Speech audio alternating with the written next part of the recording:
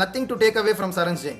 நம்ம சரண் ஜெயின் ஆடக்கூடாதுன்றது நம்ம பாயிண்ட் இல்லை. பட் குல்தீப்புக்கு நீங்கள் இன்னும் கொஞ்சம் கான்ஃபிடன்ஸ் கொடுக்கணுன்றது தான் பாயிண்ட். நீங்கள் பாலும் கொடுக்காம அவருக்கான கான்ஃபிடன்ஸும் சுத்தமாக இல்லாமல் நீங்கள் கேம்குள்ளே கொண்டு போயிட்டு அவர் பெர்ஃபார்மே பண்ணலன்னு சொல்லிட்டு இன்னொரு பிளேயரை மாற்றுறது ரொம்ப அன்ஃபேராக. ஆல்ரெடி நீங்கள் குல்தீப்பை வந்து T20 பார்க்கறது இல்லை, ஓடிஐலுமே இன் அண்ட் அவுட்டாக தான் ஆடிட்டு இருக்காரு. ஸோ டெஸ்ட் மேட்ச்லையுமே அவருக்கு இந்த சுச்சுவேஷன் வருதுன்னா அது ரொம்ப அன்ஃபேராக இருக்கும். அதுவும் இன் சிமிலர் ஸ்பின்னிங் கண்டிஷன்ஸ், இந்தியாவில் ஆட போகிற கண்டிஷன்ஸ்க்கு ஏற்ற மாதிரி. ஆஸ்திரேலியா இந்தியாவுக்கு வரும்போதுமே எனக்கு தெரிஞ்சு குல்தீப்புக்கு சான்ஸ் கொடுக்கறது ரொம்ப கஷ்டமா இருக்கு. ஏன்னா வாஷி உள்ள வந்துட்டாருன்னா அவர் ஸ்பாட் அவர் எடுத்துப்பாரு.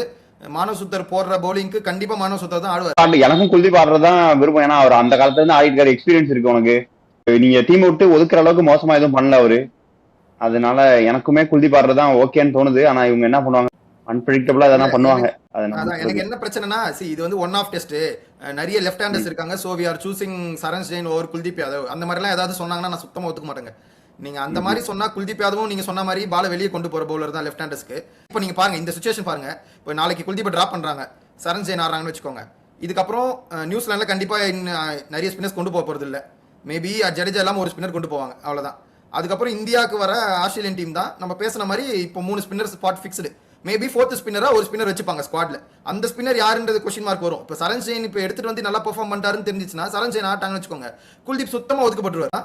பட் ஆனால் நீங்க சொன்ன மாதிரி அவ்வளோ தப்பும் பண்ணலங்க குல்தீப். நீங்க டீம் ஸ்குவாட் விட்டு வெளியே அனுப்புற அளவுக்கு ஒன்றும் பண்ணல. அவர் கொடுத்த சான்ஸ்ல நல்லா பெர்ஃபார்ம் பண்ணியிருக்காரு.